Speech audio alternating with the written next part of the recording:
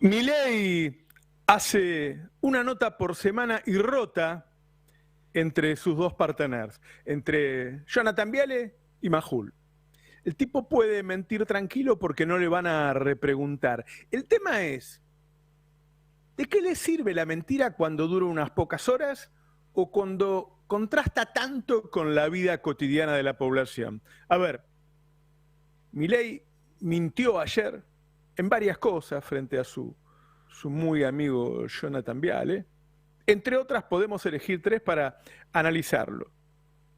La nota se hizo a las 4 de la tarde, se grabó a las 4 de la tarde, y ahí él dijo, Milei, que todos los detenidos eran delincuentes, eran terroristas y habían intentado hacer un golpe de Estado. Dijo también que la actividad está creciendo y dijo que hay superávit fiscal. Ahora, al rato, fueron liberados la mayoría de los detenidos que el presidente llamaba terroristas que habían hecho un golpe de Estado. Y si uno lee la resolución de la jueza federal María Romilda Servini, explica, dice, no se les secuestró ningún elemento compatible con el hecho que se les imputa. No había máscaras, ni ondas, ni piedras, ni palos, nada. A consecuencia de ello, no se poseen registros fílmicos de los hechos, ni se produjo el secuestro de objeto alguno que acredite los hechos. Es decir, la jueza los liberó, falta de mérito, porque no había ninguna prueba. Es decir, cuando el presidente dijo a las 4 de la tarde que él estaba seguro que eran todos delincuentes, que tenían que ir presos, que habían realizado un hecho de sedición, que habían intentado un golpe de Estado, todo eso era mentira. Todo eso era mentira. Y salió a la luz unas pocas horas después. Vale recalcar en este momento que su amigo, Jonathan Viale, había escrachado en televisión con nombre y foto como delincuentes a todos los acusados. A todos los acusados. ¿Sí? No solo los acusó el presidente, sino que los acusó también su amigo, su chepibe, eso que le ponen enfrente para hacer las notas. Bueno, la jueza los liberó porque no había ni una mínima prueba de que sea cierto lo que dijo la policía y lo que dijo Stornelli. El presidente mintió y la mentira le duró una hora, más o menos, una hora. Después dijo que Argentina ya había salido de la recesión. Digo, hay 1000 notas al respecto. Yo voy a citar una de Fernando Alonso, que está muy bien documentada en el Destape hoy, y que lee lo que dicen algunas consultoras. Leo la de CP Consultora, que dice, la dinámica de la actividad excluyendo al sector agropecuario muestra una tendencia al estancamiento tras la fuerte caída registrada en marzo. Es decir, cayó un montón, cayó una locura y se quedó ahí, no hay ningún rebote. No es cierto. Incluso cuando uno va a ver algunos ítems en particular, el turismo, bueno, el último fin de semana, la caída fue del 65%. Es decir, la caída de la actividad es dramática, pero el presidente se sienta al lado de su amigo y dice que rebotó. ¿Sirve eso? ¿A dónde llega con esa mentira si la gente que lo está escuchando no tiene laburo y no tiene guita para ir a comprar un litro de leche? ¿Hasta dónde les sirve? El FMI se lo advirtió así. El camino hacia la estabilización sigue siendo muy, muy incierto. La actual recesión económica podría prolongarse más, dice el FMI, podría prolongarse más. Y el proceso de desinflación podría resultar más persistente, es decir, tardaría mucho en bajar la inflación, provocando entonces, dice el FMI, penurias prolongadas e intensificación de las tensiones sociales, incluso con el refuerzo del gasto social. Vamos a la tercera mentira, solo por elegir tres. Milei dijo que le volvió a sobrar plata. Y hoy sale otra nota en el Destape, en donde dice el ministro de Economía, Luis Caputo, no cumplió el acuerdo que firmó con las generadoras de energía eléctrica por la deuda de Camesa. Es decir, la guita que le sobró es simplemente porque la debe. Es como si uno no pagara el alquiler y dijera, no, llegué a fin de mes si me sobró un poquito. Sí, pero no pagaste el alquiler, te van a desalojar en algún momento. Es decir, ese juego tonto de tener un par de chepibes que hacen de periodistas para que el presidente mienta, no le suma nada. La única verdad es la realidad. Lo que está ocurriendo en estos meses es que la gente se está hundiendo cada vez más, cada vez más. Y la verdad, yo no sé a dónde hacen las encuestas, porque toda la gente con la que hablo yo, los que lo votaron y los que no lo votaron, están mal, están tristes, están angustiados y están enojados, porque la mentira siempre enoja. Buenos días, ¿qué tal? ¿Cómo están? Buen día, Roberto. Buenos días. Tiene que ver Sí, también. me gustaría... Sí. Sí. No, decía, tiene que No, ver no, está bien. también con esto que hablamos muchas veces acá, que es que llega un punto donde los efectos de las políticas de este gobierno se sienten directamente. Ya no están mediados por el relato de un medio de comunicación o de las redes. Cuando no tenés laburo, Claro. no tenés laburo. Cuando no te alcanza, no te alcanza. Cuando tenés que pasarle plata a tu viejo porque a él no le alcanza, se siente ya directamente en cada una de las casas. Y ahí es donde encuentra su límite la construcción de relato formidable que tiene este gobierno. Me gustaría si Ari puede leernos algo del hilo Sí. que publicó en Twitter respecto a la resolución de la jueza Servini. Sí, Porque me parece bien interesante que la gente escuche a esta hora, que va cambiando la gente. ¿Qué es lo que dijo la jueza? Recuerden todo lo que escucharon en estos días. es muy ¿no? impactante porque con la misma arbitrariedad que detuvieron gente, ahora la liberan y cuando uno lee la resolución, que tiene 55 páginas, encuentra cosas como esta, seleccionamos solamente 5, pero las vamos a mostrar porque además está todo documentado.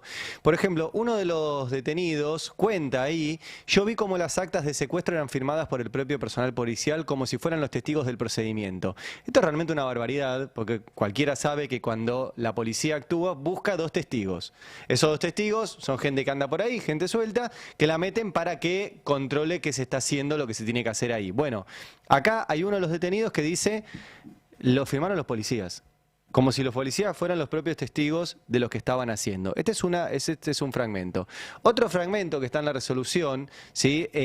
Dice, a modo de ejemplo, entre la prueba alcanzada recientemente a instancia del tribunal pueden individualizarse distintos videos de hasta 100 horas de producción, etcétera, cuyo análisis completo deberá arbitrar con la urgencia necesaria.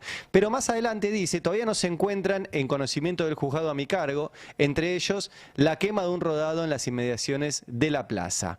O sea, la jueza Servini tuvo 6 días presos a gente sin tener ni siquiera el video de lo que fue el centro de la cobertura mediática, que fue cómo incendiaron el auto de Cadena 3. Ni eso tiene. Pero por las dudas mantuvo 6 días a personas en cárceles de máxima seguridad. Eso está firma, la firma que ven ahí es la firma de la jueza, ¿eh? Más partes de esto. Esta es mi parte favorita. Se presentó el subcomisario Sergio Ariel Ferrer de la Brigada 8, quien llevaba detenidos a Fernando Claus Leone y a Cristian Darío Ferreira. Y le dijo que, comillas, habían tirado piedras. Pero eso no podía confirmarlo personalmente, pues no lo había percibido por él mismo, ni sabía a ciencia cierta quién podía hacerlo. O sea, la jueza explica acá que un subcomisario le llevó 2 presos, le dijo que habían tirado piedras, pero el subcomisario no sabía si habían tirado piedras y no sabía quién sabía si habían tirado piedras. 6 días en cana estuvieron. 6 días en cana. Esto es letra, el anterior era un testimonio, esto es letra de la jueza. Esto es letra de la jueza, que dice, además, hay más partes de todo esto. Dice acá también, vimos que Leguizamón refirió que el inspector Diego Lombardeo de la UCIC 103 había detenido también por tirar piedras y golpear con banderas a Martín Di Rocco, Mateo de Tore y Germán Claudio Moyano. Sin embargo, escribe la jueza, Lombardeo nunca declaró y no se posee al momento ninguna filmación, frente a la cual obra el descargo de los imputados. O sea, los tuvo 6 días presos sin tener ni la declaración del policía, ni un video que dijera que habían tirado piedras y golpeado con banderas. Todo esto está en el escrito de la jueza, creo que tenemos un fragmento más. Que esto también es interesante, esta es la declaración también de uno de los detenidos, que dice que cuando estaban en el camión, un señor empezó a meter piedras adentro del camión. Pero las piedras las tenía el personal policial. Se las juntan, no sé qué hacen. La piedra no es... O sea, es tan obsceno lo que hizo la jueza, sumado a lo que vos mencionabas, Roberto, que dice no tengo ningún elemento para vincular a esta gente. Eso en los juzgados detienen gente todos los días, y esto es del día, y cuando hay marchas, detienen gente en todas las marchas. Cuando les vas a dictar una falta de mérito, que es no tengo ningún elemento para tenerlo detenido, lo haces en el día. Lo haces en menos de 24 horas. Se tomaron 6 días con gente presa en cárceles de máxima seguridad y finalmente ayer sacan esto. De todas maneras, Servini hizo eso ayer, no la disculpa por los 6 días, por supuesto, en un ámbito en el que es muy difícil fallar en contra, porque Milei un rato antes se había dicho que eran todos sediciosos que habían intentado un golpe de Estado. La mayoría de los medios de comunicación le decían a la gente que esos tipos eran los que habían incendiado los autos. Bullrich andaba por todos los canales de televisión, apoyada por todo el elenco estable del PRO también, no solo los de La Libertad Avanza. El fiscal le estaba pidiendo que los juzgara a todos también por terrorismo. Digo, estaba ella con unos cuantos que fueron a la plaza en ese momento para tomar esa decisión, Ari. Sí. Hago un aporte. Esta mañana me envió un mensaje un camarista y me hizo 3 comentarios respecto a este fallo. Primero, que Servini les ahorró laburo a los camaristas porque probablemente los camaristas iban a redactar en estos términos su propio fallo, dependiendo de qué cámara le tocara, ¿no? Por supuesto. No sé a cuál le toca todavía, por eso. pero Y segundo... son Guatemala y Guatepeor igual. Pero por eso. Pero segundo, más allá de esa consideración de alguien hablando de su propio laburo... Sí. Lo tomaría con pinzas. Segundo, el dato político que refiere a esto que vos decís, Roberto, es que una mirada amable sobre este fallo de Servini, que tienen algunos de sus colegas, indica que Servini hizo una minuciosa tarea de demolición del relato de la culpabilidad de los detenidos y que eso le llevó este tiempo en los que los mantuvo detenidos. Es muy cuestionable todo, el razonamiento es cuestionable. Podría haberlo hecho sin tenerlos detenidos. Exactamente, podría haber hecho la misma tarea de demolición sin mantenerlos y en una cárcel de máxima seguridad. Situación que aparentemente tampoco fue ordenada por la jueza. No, eso lo decidió Bullrich. Bueno, por eso. Hay varias cuestiones acá que de ninguna manera la exculpan. No llegó hace 5 minutos, llegó hace 30 años. Tiene 87 años Servini y más de la mitad de su vida en... 30 años en Comodoro Pi, no es la primera vez que detiene gente. Y antes de eso fue abogada de Isabel Perón. Digo, por tirar un dato aleatorio de su biografía. Y nunca en la historia se había acusado a manifestantes de terroristas. Bueno, ¿por qué quiero mencionar o aludir a este mensaje de este camarista? Porque, en efecto, lo que trasciende de este fallo es que la acción fue una acción política, incluida la acción de la jueza, si fue así. En la mirada indulgente de un eventual integrante del Tribunal de Alzada, en esa mirada indulgente también se manifiesta una acción política, no una acción jurídica, sobre este episodio. Pero está claro. Bueno, no está tan claro, porque hay mucha gente que cree que estuvieron bien presos porque tiraron piedras y alteraron el orden institucional. Entonces, eso es lo que hay que, me parece a mí, desmontar, digamos. Igual otra lectura posible. Porque ayer Milei abonaba esa misma... ¿Les parece que Pero, lo veamos? ¿Lo vemos a Milei cuando dice que los detenidos Dale. eran todos delincuentes? El uno. Voy a arrancar por lo que está pasando ahora acá en Plaza de Mayo, afuera. Presos políticos nunca más. Liberación inmediata de los detenidos por los detenidos en los incidentes de la semana pasada. ¿Qué hay para responder a eso, presidente? A ver, nosotros estamos a favor de que la gente se manifieste, pero eso no quiere decir que tengan que estar rompiendo la ciudad, rompiendo la plaza, vandalizando negocios. Es decir, la violencia no. Dentro de la ley todo, fuera de la ley nada. Entonces, no son presos políticos, son delincuentes que estaban cometiendo delitos y como consecuencia de ello, el que las hace las paga. Tienen que estar todos encerrados, ¿por qué? Por haber cometido delitos. Es decir, romper la ciudad no puede ser gratis. Cometer delitos no puede ser gratis. Acá se terminó con la doctrina Zaffaroni. Acá el que las hace las paga. La denuncia del Serpaje es que hay gente que no estaba haciendo nada malo y la detuvieron igual y no la sueltan. Bueno, sí, siempre dicen lo mismo. Si vas a la cárcel está llena de inocentes. Dale. Bueno, ahí estaba actuando como si él fuera el juez, ¿no? Él estaba diciendo que tenían que estar todos presos. Ahora, después de eso, dijo que el kirchnerismo quiere un golpe de Estado. Así es. Yo diría, está intentando un golpe de Estado en silencio, pero es muy fuerte que lo diga, a ver. ¿Querés que lo veamos? Alberto Fernández, expresidente en X. Tratar de terroristas a quienes se manifiestan en contra de la sanción de una ley, muy dañina a mi juicio, es inadmisible. O sea, no podés tratar de terroristas a la que le gente. pregunte al hombre que le quemaron el auto, a ver qué opina. Al periodista. Sí, claro, que mire las imágenes de lo que fue ese día.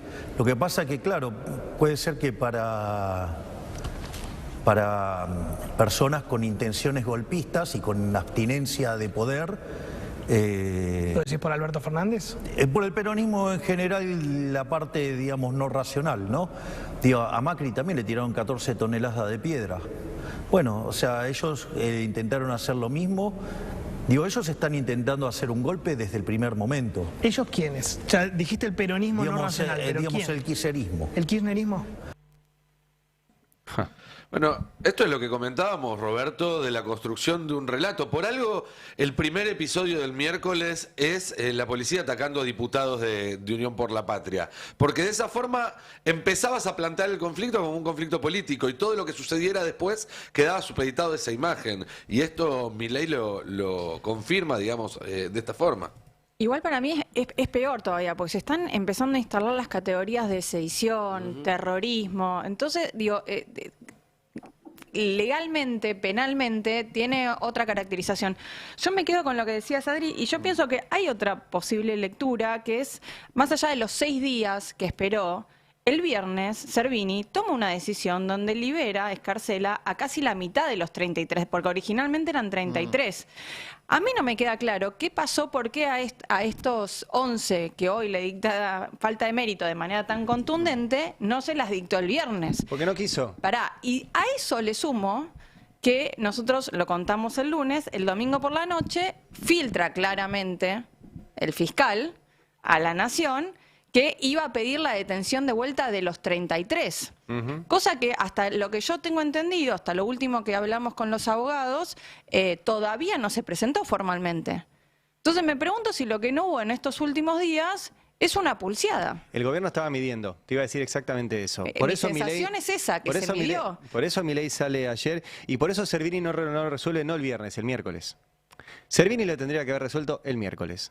El miércoles a la noche, quedarse laburando en su juzgado, como hacen en los juzgados y en las fiscalías cuando tienen este tipo de casos, y largarlos a todos el mismo miércoles a la noche. Eso es lo que se hace en estos casos. Nadie queda preso ni 24, ni 48, ni 6 días, menos 6 días. Entonces Servini lo que hizo fue cumplir una orden del gobierno. Y el viernes escaló. Porque tiene ella, y sobre todo Stornelli, relaciones promiscuas con todos los gobiernos de turno, incluido este, y este gobierno le dio la orden a través de una cuenta de Twitter que los tratara como terroristas. Eso fue lo que pasó. Bueno, pero Servini, insisto con esto porque es grave. Servini, que tiene mucha experiencia, es muy bicha, conoce específicamente cómo funciona tribunales, el gobierno y los servicios de inteligencia.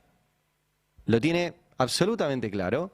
Decidió cumplir con el gobierno. ¿Por qué? Habrá que preguntárselo a Servini el día que dé una entrevista, debe estar próxima a jubilarse, debe tener algún tipo de y habría que preguntarle esconder. también por qué después decide hacer, digamos, la resolución que leímos ayer con la contundencia, porque digo, ahí hubo claramente una pulseada. Lo sugiere Ari, me parece la respuesta, o por lo menos está incluida en la observación que hacía.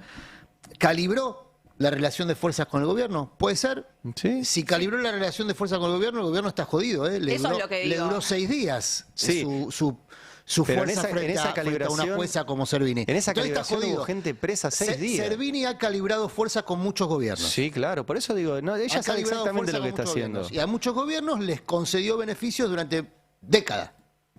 A todos. Bueno, a este gobierno le concedió 6 días.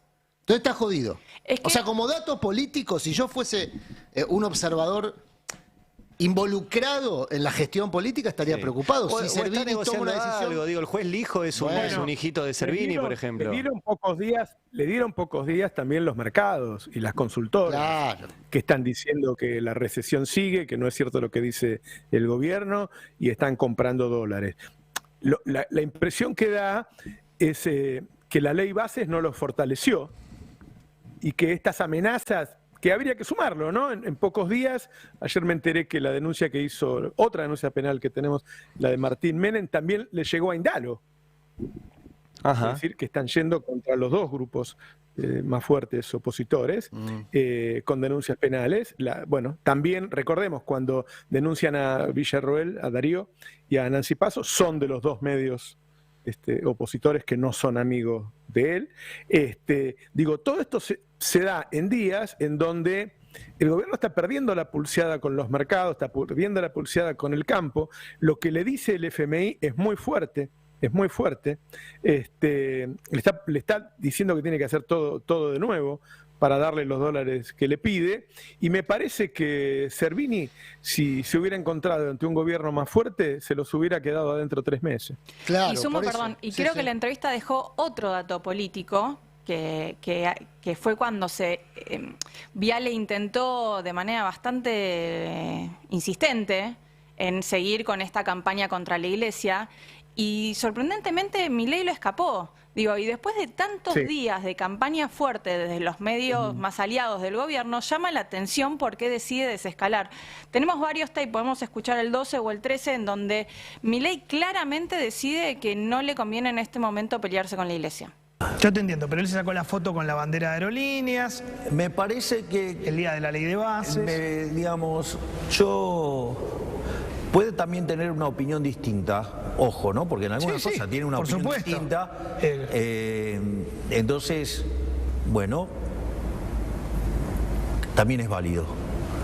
O sea, entonces hay gente que tiene, digamos, o sea, yo no comparto muchas cosas, pero bancás la opinión distinta del Papa, pero que, o del, claro, del que digo, sea. pero entiendo que pueda pensar Sí, sí, distinto. sí, sí. O sea, Está en modo gatito mimoso. Yo creo que está claro que cuando el gobierno, este gobierno particular, en general los gobiernos, pero este particular, se siente fuerte, pisa el acelerador. Y lo que vimos ayer, particularmente con el conflicto de la Iglesia, a pocos días de que haya una nueva misa por el hambre, ¿no? Si no me equivoco, Hoy es llamativo. hay es un acto muy importante en San Justo. Y hoy hay una marcha, de paso meto el paréntesis, en Tucumán, porque la Fundación Conin, a la cual el gobierno le dio la leche que está por vencer, no se la da a los comedores. Claro. Entonces los comedores están yendo a la sede de la Fundación a que les dé la leche que se vence ahora en julio. Y O sea, se está añado por vencer. una dificultad más de un gobierno... Se vence en 2 semanas la ley. Claro, ¿Sí? claro. Y hay que dar, digo, son 5 sí. millones de litros de leche, es decir, no es que si las entregan un día antes de que se vencen, los repartís en un solo día. No, es leche es una logística. para varias semanas, justamente. Esa marcha en Tucumán, el acto, la misa, la ceremonia de hoy en San Justo, en el distrito más populoso de la Argentina, hay un elemento político más que exhibe cierta debilidad, o una debilidad importante, ¿no es cierto? Una debilidad importante política del gobierno, que es el ruido que hay en torno a la relación del radicalismo con lo que vaya a ocurrir en el Congreso con la ley Bases. ¿Por qué es importante eso? Bueno, porque los senadores hicieron un acuerdo que implicó algunas modificaciones para obtener la media sanción y la sanción en general de la ley, que ahora aparentemente en diputados se quiere revertir. Se quiere revertir la legislación y se quiere revertir el acuerdo. Y entonces los senadores radicales, que se supone que son los que responden más fielmente a los gobernadores, hasta ahí, pero se supone eso, son quienes ahora están advirtiendo que eso va a romper a futuro. Y ojo, porque romper a futuro implica que el radicalismo puede empezar a nutrir los 2/3 más temidos para Milei. Ahí hay, detrás de esa historia, en realidad varios pliegues, porque es un comunicado que armaron el jefe de bloque, Vichy, junto con el vicejefe de bloque, Blanco. Blanco es el que había dicho durante tanto tiempo que iba a votar en contra de las facultades delegadas, por ejemplo, y terminó votando a favor. y que publicaron ese comunicado sin consultarlo con el resto de los senadores radicales. Es decir, la interna de la interna de la interna, algo que el radicalismo acostumbra a hacer desde hace muchísimas décadas.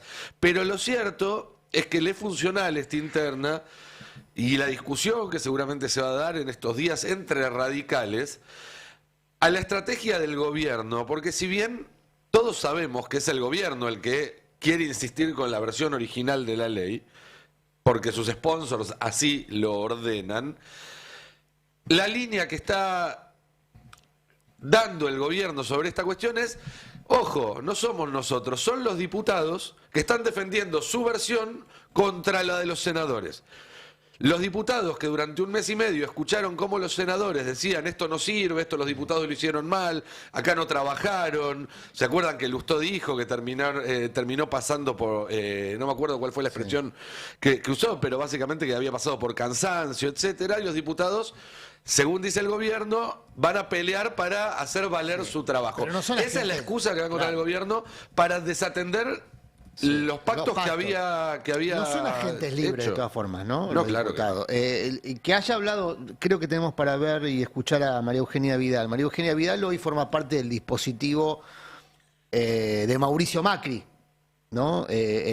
No solo en la interna del PRO, sino también en la relación con el gobierno. Vidal fue de colaborarse encima hace un par de semanas a hacer una advertencia ayer respecto a este asunto. El PRO. El bloque del PRO, igual que en el Senado, vamos a ser coherentes, vamos a votar en el mismo sentido que votamos hace un mes. Claro. Vamos a volver a votar lo que votamos antes, vamos a votar ganancias, vamos a votar el RI en su versión original para que haya inversiones que sean beneficiadas en cualquier sector, no en sectores específicos, porque creemos que la Argentina necesita más inversiones y más trabajo. Vamos a volver a votar el original de bienes personales, que baja los bienes personales. O sea, vamos a votar igual que antes. Vamos a insistir, porque además el gobierno necesita que insistamos, porque hay un objetivo de déficit cero que cumplir y porque creemos que el paquete fiscal que envió el gobierno y que nosotros aprobamos es muy razonable. Aerolíneas, RTA y Correo van a insistir con que vuelvan a la privatización. Vamos a insistir, vamos a mantener la coherencia de nuestro voto. No vamos a cambiar nuestro voto en relación a lo que votamos hace un mes y así debería suceder con la mayoría de los bloques, ¿no? Con el radicalismo, con Hacemos Coalición. No cambiás de idea en un mes, ¿no? Entonces, se supone que no. Entonces, el bloque del PRO de senadores, el bloque del PRO de diputados votó igual, no votó distinto y va a sostener su voto. Bueno, ahí veíamos a Vidal, que hoy forma parte del dispositivo de Macri. De ese dispositivo, como ya hemos mencionado varias veces, también forma parte el comunicador Feynman, que ayer ratificó estas palabras de Vidal, haciéndole una advertencia a los senadores en el mismo sentido que Vidal.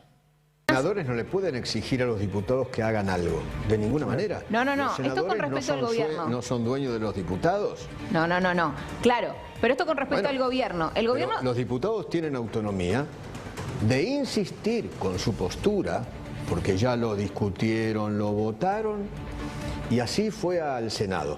Ahora, lo que diga el Senado, la verdad, a mí me parece que no sirve para nada. Ya está, ellos votaron de una manera, ahora vuelve tal cual a la Cámara Iniciadora.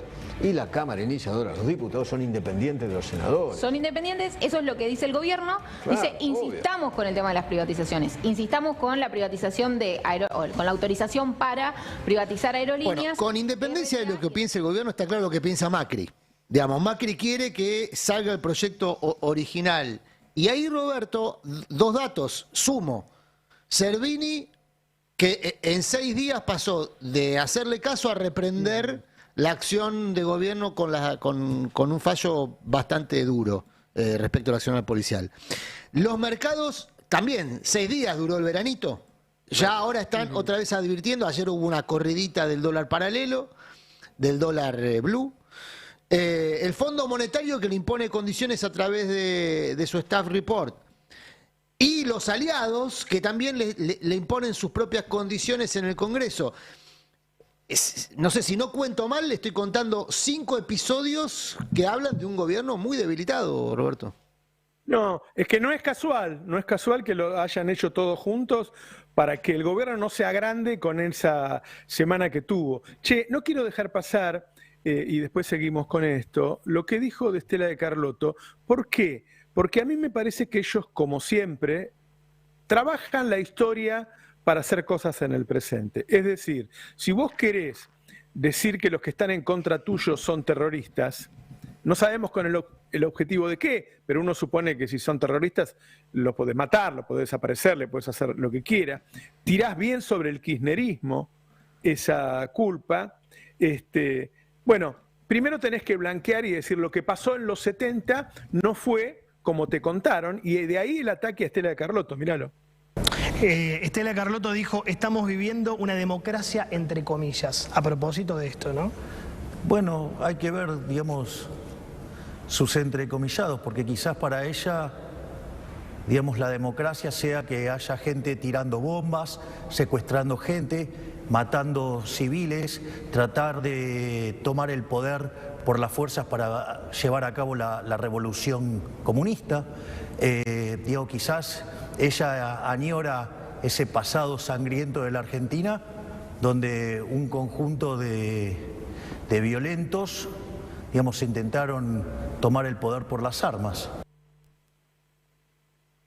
El tema es ese, ¿no? ¿Qué buscan cuando dicen que son terroristas, que están haciendo un golpe de Estado y se ocupan tanto y le dedican tanto tiempo y tanta vocación a decir, bueno, lo que hubo en la dictadura eran terroristas, estas eran madres y abuelas de los terroristas, ahora hay terroristas de nuevo, bueno, deberíamos hacer lo mismo que hicimos la otra vez. A mí me parece que es un tema que está pendiente. Vos recién decías, Adrián, bueno, el macrismo empieza a envalentonarse, y esas guerras siempre las pagamos nosotros. Bueno, ¿no? es que ese y atención con lo que dijo Vidal. Sí. Atención con lo que dijo Vidal, porque cuando ella dice quiero el RIE original, el RIE original no contemplaba que haya argentinos. Claro. Que de alguna manera, quizá mínima, no bien concreta, el Senado resguardó un 20% para insumos argentinos. Claro. Que está bien, porque los argentinos no pueden quizá dar mucho más que eso, porque hay muchas piezas, insumos que tienen que ser importados. Pero esta es la peor versión. Y también en esta versión, vos le ponés el impuesto a ganancia a los trabajadores desde 1.200.000, ojo, desde 1.200.000. Recordemos que la canasta de pobreza anda en 900.000 pesos, es decir, a poco de salir de la pobreza pagás impuesto a la ganancia y le bajás el 90% el impuesto a la riqueza. Es decir, esa transferencia de riqueza, que son las dos leyes juntas, están volviendo a proponerla, y tanto Milei como Franco, como en este caso Vidal, que habla por Macri, quieren ir ahí, quieren volver a esa situación más extrema de desigualdad, ¿no? Por eso, Roberto, para mí, un gobierno débil es mucho más peligroso que un gobierno fuerte. Un gobierno débil actúa como un animal acorralado, porque tiene capacidad de daño, tiene la lapicera, tiene el Estado, lo ejecutó.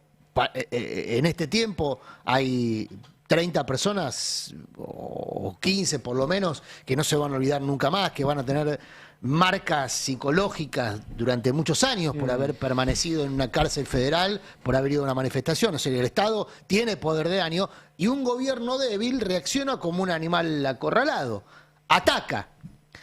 ¿No? Y más con las características del personaje que conduce el gobierno. Por eso un gobierno débil es mucho más peligroso para la sociedad que un gobierno fuerte. Y nosotros, cuando estamos enumerando la debilidad del gobierno expuesta por distintos actores de poder, el poder judicial, el poder económico, el poder legislativo, el poder político representado por Macri, que a la vez representa un sector del establishment o del poder económico, bueno, esa debilidad es un riesgo para la sociedad, como lo vimos también en estos días. Pero también es una oportunidad para ese aparato de poder, como venimos diciendo, pues si no, no se entiende después por qué, por ejemplo, consigue el apoyo que consigue en el Congreso. Esa debilidad es una oportunidad para los sectores de poder concentrado que encuentran en este gobierno un camino para imponer su proyecto. Pero por eso mismo también es un error del gobierno leer el apoyo a la ley de bases, el apoyo al DNU como un apoyo político al gobierno. En realidad, en todo caso, es un apoyo a esas herramientas que el gobierno está impulsando, pero que en el momento en el cual deje de servir este gobierno o aparezca alguien que pueda ejecutar mejor esos designios, rápidamente le van a dar la espalda. Milei no tiene poder propio en ese sentido. Y ojo porque en el diálogo de ayer, Milei habla de Caputo y de Sturzenegger, una guerra que ya está instalada, aún sin entrar Sturzenegger, porque ambos representan a distintos grupos de poder. Entonces, cuando hay tanta preocupación sobre qué lugar va a ocupar cada uno, se decía que Sturzenegger iba a ir a la oficina de la jefatura de gabinete, ahora se dice que no, todavía no entró. Eso es porque hay uno que defiende los intereses de los bancos y otro que defiende los intereses de las energéticas, que en algún lugar suelen ser contradictorios. Entonces, hay una guerra, además de haber una guerra de servicios ahí adentro, hay una guerra de intereses y cada uno tiene su representante adentro del gobierno. Podemos poner cuando habla de Caputo y cuando habla de Sturzenegger. ¿Y cómo tiene que exagerar tanto? Hablando de exagerar, guarden por favor cuando él dice que las elecciones europeas las decidió él, porque ese delirio de grandeza es un delirio. Pero pongamos lo de Sturze y lo de Caputo. ¿Y Caputo? Es el mejor ministro de Economía de la historia argentina. ¿Se pueden convivir tranquilamente? Sí, claro, de hecho... Leo notas, dice Sturzenegger, está peleado con Caputo. Mirá, a ver, que digan lo que quieran, ¿sabe? Acá hay un jefe. Sí, Karina. No, mentira. Sí, bueno, sí, digo, sí. Pues digo, y ese jefe soy yo. Ok. Y además soy economista. Entonces, nadie va a violentar los logros de Toto. O sea, nadie. Es decir, usaría un término un poquito más vulgar y grosero, pero digo, nadie le va a tocar el culo a Caputo acá. ¿Quién le quiere tocar el culo a Caputo? No me importa, le corto la mano. Cambió la naturaleza de la jefatura de gabinete. Sí. Digamos, antes el jefe de gabinete era una suerte de superministro que tenía un montón de cosas, sí. y Guillermo es más un ministro coordinador.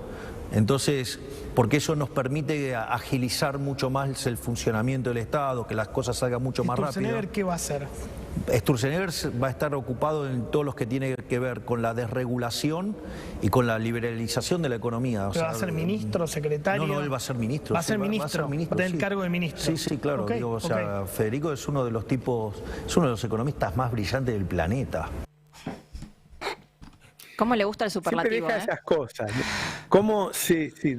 Pensemos que Sturzenegger estuvo con Cavallo cuando llegó el Corralito, él era viceministro de Economía, estuvo con Macri, con la corrida y la fuga de divisas tremenda, y él, a pesar de eso, dice que es el mejor del planeta. Pero esas dos posturas en donde él intenta fortalecerlo a los dos, tienen que ver con la guerra interna que hay entre intereses, porque cuando un gobierno es débil, ¿no? Y acá la gran disyuntiva de Argentina, cuando Cristina manejaba el país con mano de hierro y no dejaba que los distintos sectores le impusieran su plan económico, y el plan económico lo llevaba adelante ella, bueno, se generaban enemigos en ambos bandos, hay que decirlo, ¿no? Hicieron lo que tienen que hacer, porque si hay algo que hicieron los Kirchner fue reforzar la autoridad política, que venía muy incierta en esa época. Ahora, te pones a todos los tipos en contra. Ahora él tiene que dilucidar entre todos los amigos que se hizo. Él se hizo amigos en los bancos y amigos en la energía. Cada uno tiene ahí adentro un representante y él teme que terminen peleándose, ¿no? Bueno, doy los datos para pintar esta situación.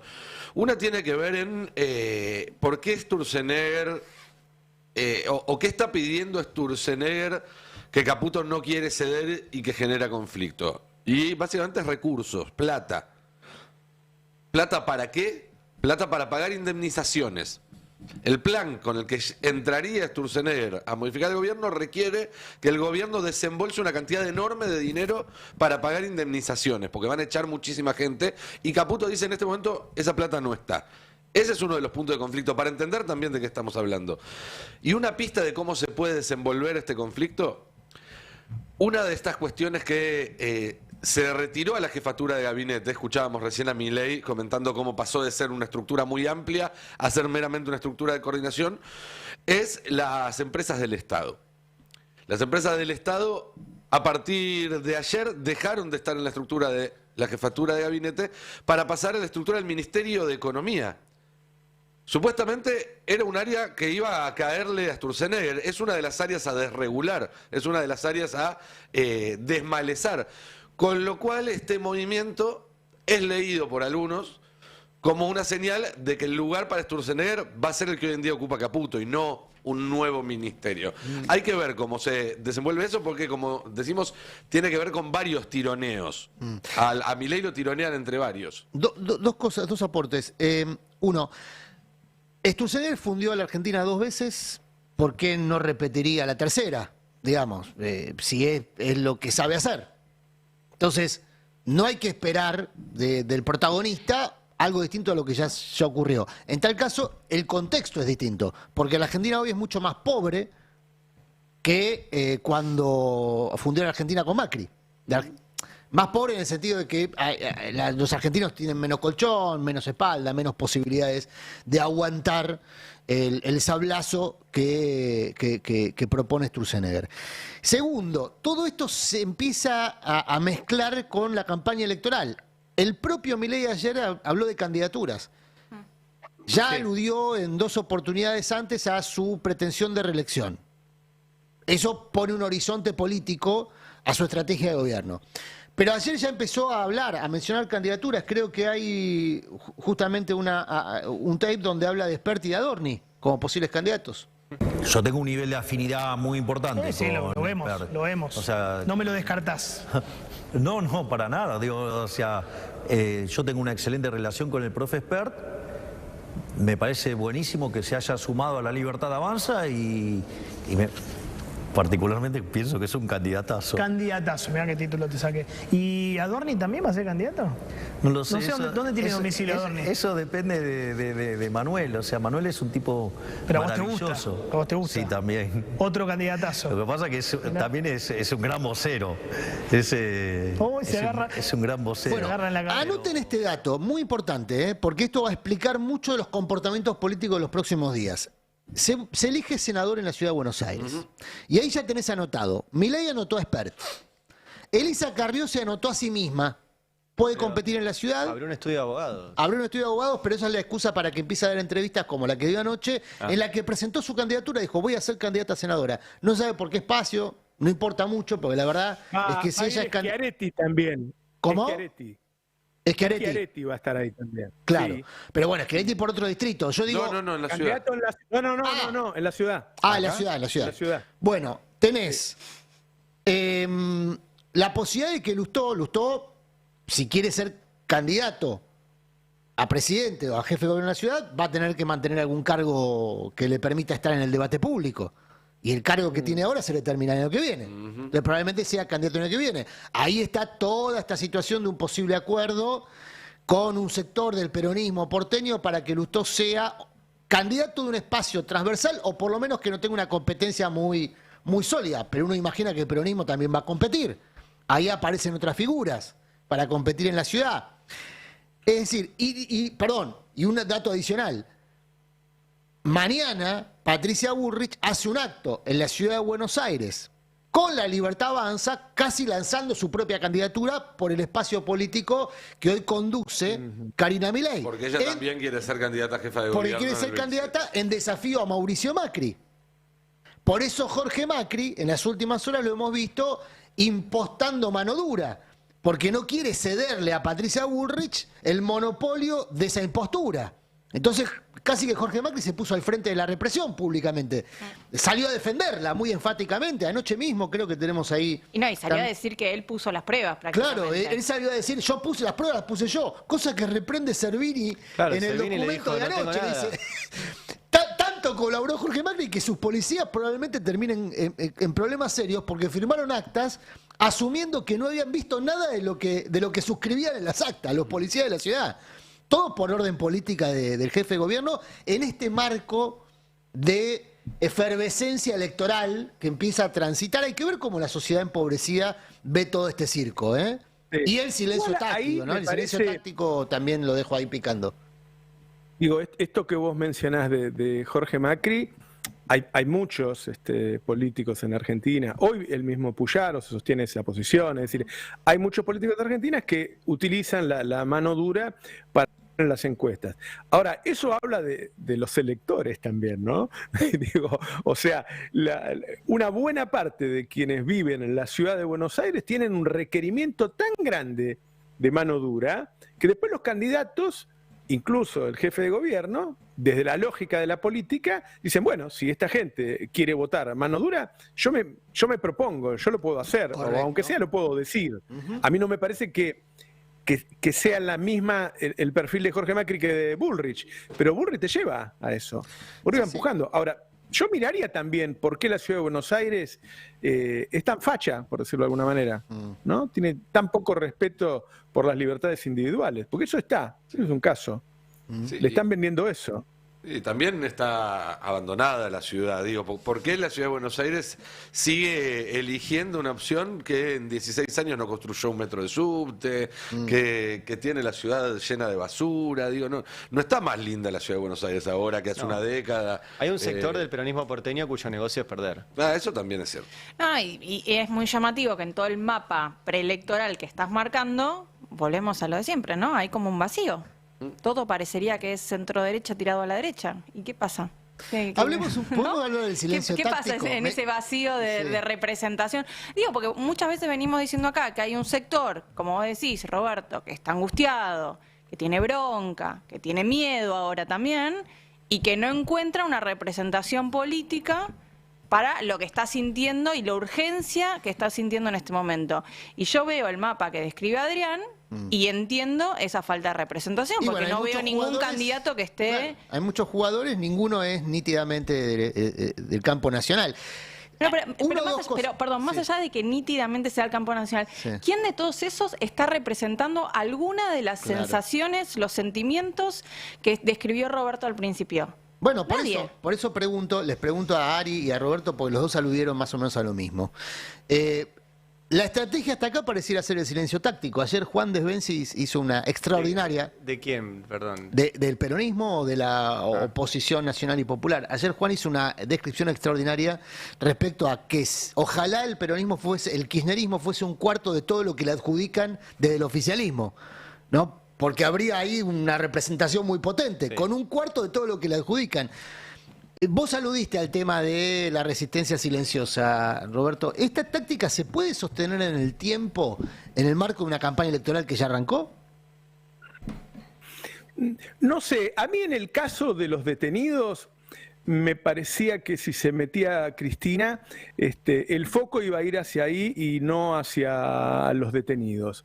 Me hubiera parecido más importante que se manifestara respecto a los comedores o a los enfermos de cáncer. Pero de todas maneras, tengo que ser sincero, un día le dice a Cristina, bueno, dejá jugar, permití la renovación, qué sé yo, y al otro día le decimos a Cristina, Cristina, ¿por qué no hablas? Digo, está en una situación ella complicada para tomar ese tipo de decisiones. Sin embargo, bueno, supongo que no te referís solo a... No, me refería particularmente, más que en Cristina, pensaba en la CGT, que ayer emitió un comunicado. Nosotros veníamos mencionando la importancia de que la CGT movilice, porque tiene capacidad de movilización, de organización, es muy potente cuando lo hace, y ayer otra vez decidió no movilizar. Sí, hoy hablamos con Piñanelli más temprano, un hombre importante en la CGT, dirigente de SMATA, un sector que además, no sé si después nos queda tiempo, pero cayó casi 30 puntos la industria automotriz. Y nos dijo que bueno, que él no comparte, que la CGT tendría que haber estado el miércoles en la ley bases y ayer en el pedido de liberación de los presos políticos, y no estuvo en ninguno de los lugares, emitió un tuit. Si estuvieron, digo, porque hay que decirlo también, en nuestra eterna pelea de Adrián contra las generalizaciones, estuvo Pablo Moyano el día de la ley bases, estuvo Palazzo, hubo de los bancarios, digamos, hubo gremios individuales. Y ayer en la marcha el Destape entrevistó a Aguado. No, por eso, estábamos en la parte sindical. Después sí hubo dirigentes, ayer estuvo Aguado de Pedro, entiendo estuvo Mariano Recalde también. Había, si quieren repaso rápido, porque yo fui a la plaza ayer, había banderas de la Cámpora ayer en la plaza, había banderas de Patria Grande, el espacio de Juan Grabois, había mucho de izquierda, mucho de izquierda. Estaban las dos CTA, estaba el sindicato de prensa, estaba Hijos, estaban los organismos, estaba el CELS, lo vi a Germán Martínez también, el titular de la bancada de Unión por la Patria, Leandro Santoro, creo que Cecilia Moró también estuvo, me voy a olvidar de algunos seguramente. Permítame ser un poquito mala.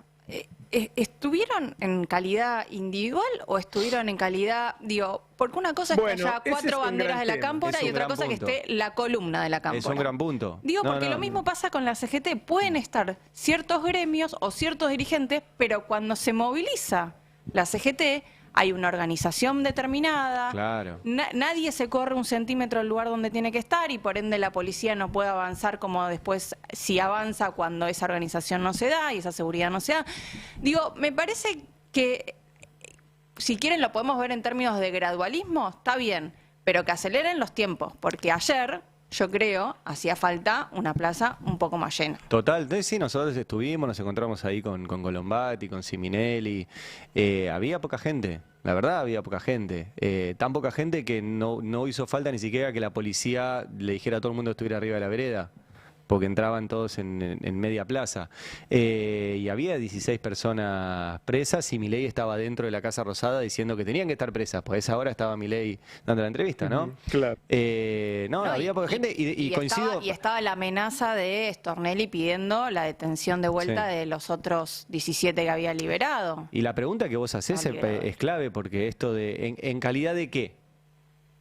Estaba Catopodis también, que siempre está, y estaba buena parte del gabinete de Axel Kicillof también, que lo mandó a la plaza. Pero ¿en calidad de qué? Para mí es una gran pregunta. No se puede ir en términos individuales si tenés una representación política. Porque así como van, los que no van también resuelven en términos individuales. Porque hay sindicatos que arreglaron con el gobierno, dicen, bueno, nosotros nuestra partecita ya está. Y esa es la peor derrota de todos. Si cada uno arregla su partecita... digamos, sí, por eso, no sé, es un gran problema. Por eso el problema y volviendo a la ley base de los senadores, cada uno arregló su partecita. Yo para mi provincia ya arreglé. Pero vos, tu provincia está en un país que se va a ir al tacho. ¿Qué pensás? ¿Que va a sobrevivir tu provincia sola, como un compartimento estanco? Ni hablar de que ahora les van a dar vuelta a todo. O sea, yo creo que la pregunta que hizo Lau es clave. O sea, ¿en representación de qué van los que van? El PJ, por ejemplo, el PJ como institución debería estar. La bandera del PJ ahí. ¿Y sabes por qué es importante esto? Porque están tomando de vuelta posiciones de poder personas que estuvieron relacionadas con los hechos más traumáticos de la vida política en democracia. Ayer repasaba algunos de esos episodios. El episodio de Modarte en el 88. Los más memoriosos o los más grandes lo van a recordar. Una marcha masiva de la CGT. En aquel entonces se marchaba con una organización muy férrea. Las organizaciones disponían de cordones para que no se mezclaran entre sí. Todavía estaba fresca la dictadura. Estaba fresca la dictadura, pero estamos hablando del año 88, ya tenías un recorrido de democracia. Y las organizaciones, como había una relación picante entre sí, se cuidaban. Entre ellas para evitar justamente que esa relación explotara.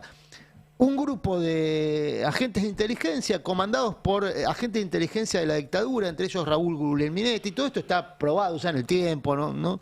Que formaba parte del dispositivo que había armado el Coti Nocila como ministro del Interior.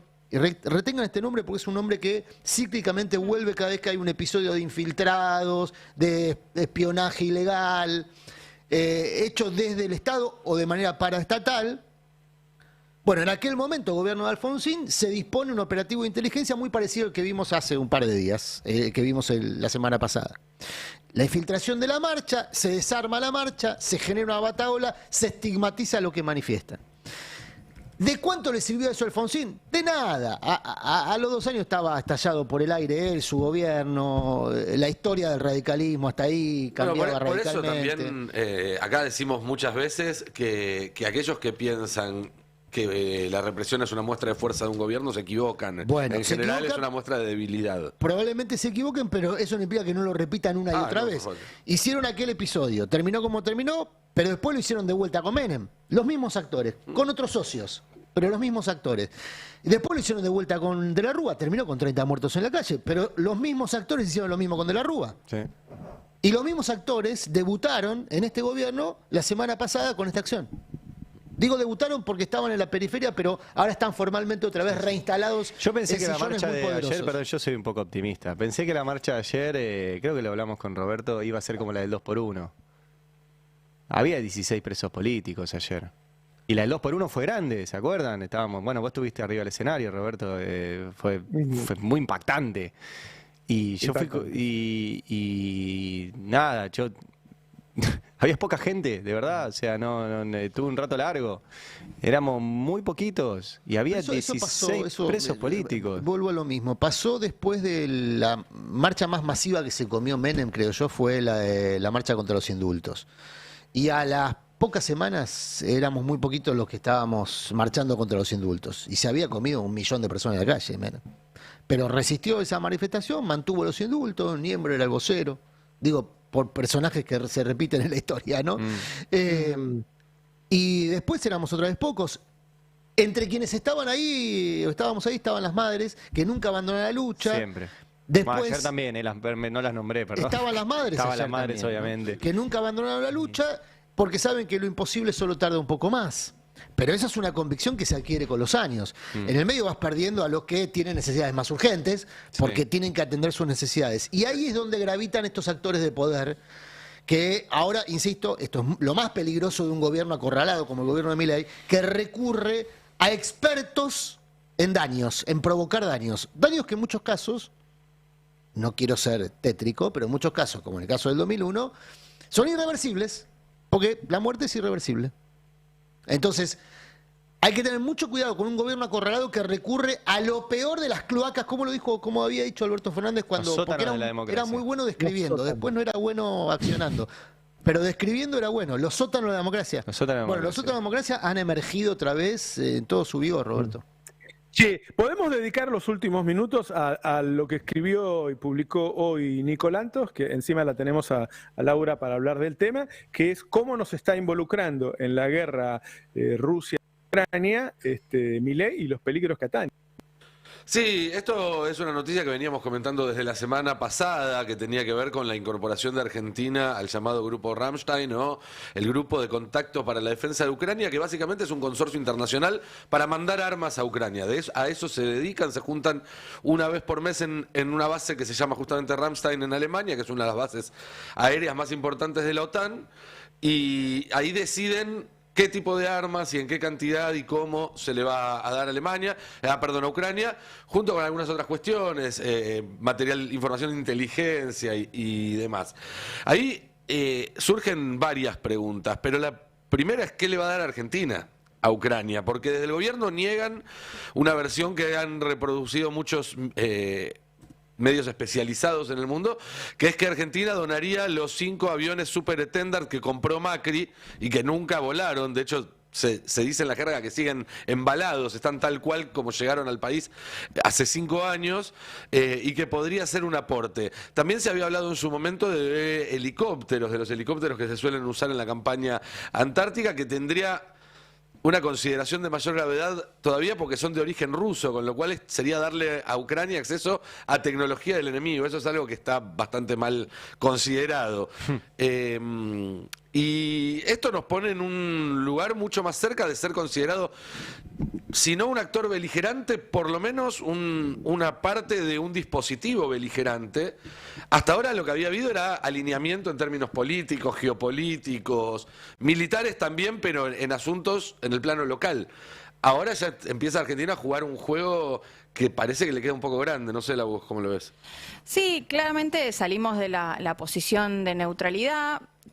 A mí me gusta aclarar que, a diferencia quizás de lo que pasa cuando asumimos una posición en Medio Oriente, yo no veo una amenaza, digamos, por los antecedentes que nosotros tenemos, ¿no? De terrorismo internacional, de atentados. No veo esa amenaza vinculándonos ahí porque Rusia tiene otra forma de actuar.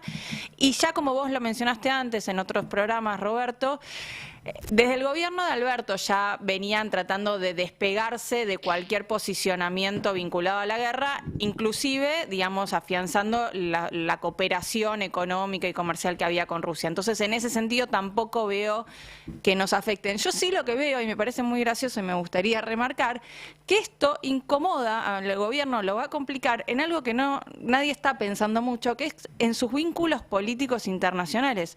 Todos los aliados internacionales que tiene Milei con la extrema derecha son más cercanos a la posición de Rusia que a la posición de Ucrania.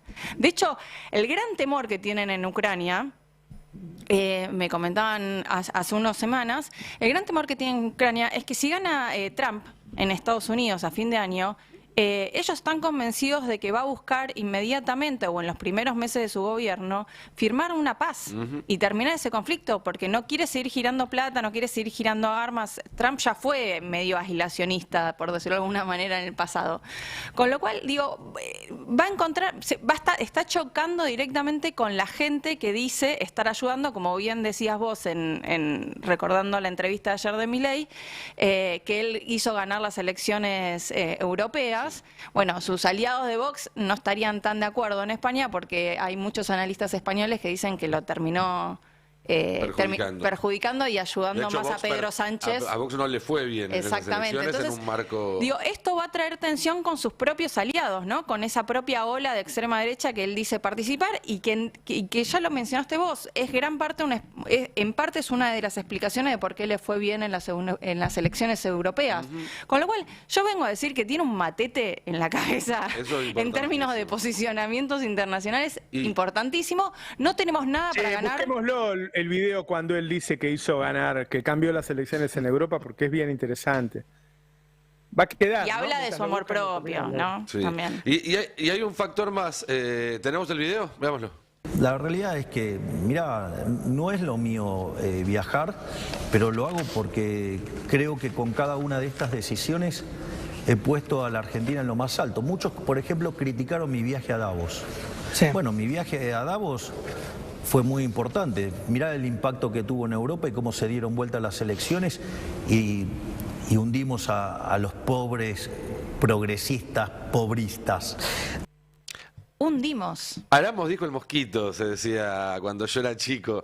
Es impresionante el matete, como vos decías, Lau. Recordemos algo hermoso, que cuando la primera ministra de Italia publicó un video sobre el resumen del G7, no aparece. No aparece, pero ni medio segundo, ¿eh? No. Inclusive la gente con la que tuvo peor relación ella en la cumbre, que es el presidente de Francia, que es Macron, aparece en todos lados. Y Milei no aparece. Pero hay una elección deliberada de no ponerlo, porque hay una toma en que va mostrando a todos los presidentes y corta justo antes de él. Sí. Sí, así como es. Si alguien le dio una orden al que hizo la edición, che, a Milei no lo quiero, ahí, ¿no? Sí, y lo otro que me llama la atención es la frase de a mí no me gusta viajar. Llegó hace 2 días, se está yendo de nuevo esta noche, casi por una semana más, 5 o 6 días, y ayer confirmó que va a viajar a París a la apertura de los Juegos Olímpicos.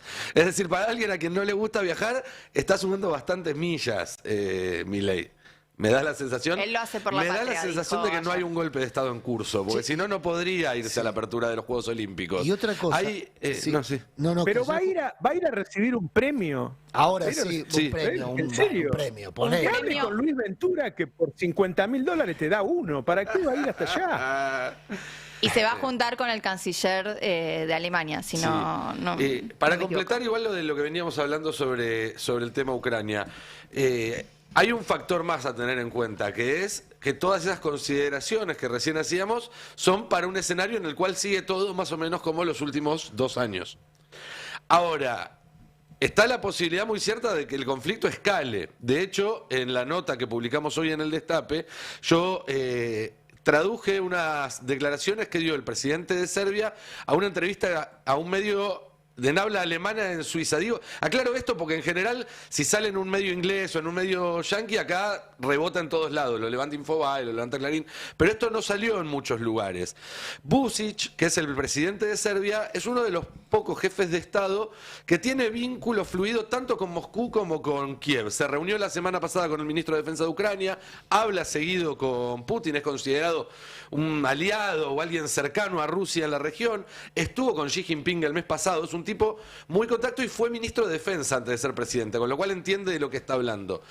Y él, entre varias consideraciones, donde entre otras cosas dice, soy de los pocos que estoy planteando que se hable de paz, porque la verdad es que uno escucha tanto a rusos como ucranianos y americanos y lo que hablan es de ganarle al otro y no de alcanzar la paz, pero cuenta que él en su país está revisando stocks de combustible, de harina, de aceite, porque piensa que puede haber una escalada que lleve esto a una gran conflagración en 3 o 4 meses. Esto es lo que dijo la semana pasada el presidente de Serbia, que además es, en términos de Villarroel, el jamoncito, si esto, digamos, escala. Pues Serbia, los Balcanes, cuando hay quilombos entre Rusia y Europa, la pasan mal siempre. Entonces, a prestarle mucha atención, porque si esto escalara, ya la participación argentina a un nivel tan importante sí podría comprometer comercialmente, por ejemplo, a la Argentina, en lo que tiene que ver con sus exportaciones y demás, y podría írsele de las manos a un gobierno que además muchas veces le quedan grandes estos quilombos. Eso también es lo que pasa. Sí, que se cree protagonista y está mirando desde afuera, digamos. Yo creo que ese es el principal problema que tiene Milei, que es la falsa percepción de sí mismo y también del país, de sus capacidades y del rol que tiene que tener. Estemos muy atentos a lo que pasa a fin de mes con las elecciones de Francia. Yo creo que eso va a determinar mucho. No, perdón, lástima que como dice Murano, la lapicera la tiene. No, por eso. Pero, ¿se acuerdan de esa frase que había citado en su momento Alberto, pero que es muy común en las relaciones exteriores, de si estás en la mesa o estás sentado a la mesa, o sos comensal o sos parte del menú? Da la sensación de que Milei está con la manzana en la boca, en la fuente en el medio de la masa, pensando que todo el mundo lo aplaude a él por lo que dice, digamos, ¿no? Un gran canciller, Alberto. ¿O fue presidente? No, fue presidente, pero... Una cosa, me quedé pensando en un dato que dijiste al pasar. $50.000 es con o sin comida. ¿La comida y la bebida es aparte? Sí, esa parte. Pará. Un montón. Bueno. Bueno, ahora vamos a hablar con Alfredo Zayat. Ahora se ha una discusión que él viene planteando ya hace meses, está ahora sobre el tapete con todos los economistas. Vos vas pasando los canales y vas viendo opiniones, y la verdad es que la mayoría, hay un gran esfuerzo de los economistas ortodoxos, digo, por ahí para el público le suena más la palabra neoliberal, por despegarse de Milei. Porque piensan que va a fracasar y que eso entonces va a hacer que la gente desconfíe de todos ellos. Entonces, hoy los heterodoxos, nosotros, los Zayat de la vida, pensamos que esto es insustentable y no se va a sostener. Y ellos también. Y los ortodoxos, estuvo Melconian ayer en el canal cenital de Iván Jagroski, dicen lo mismo. Dicen que no va a durar mucho y están haciendo advertencias, pero ahí, muy cercanas. Bueno, ya nos vamos con Alfredo Zayat. Chao a todos y a todas. Chao, hasta luego.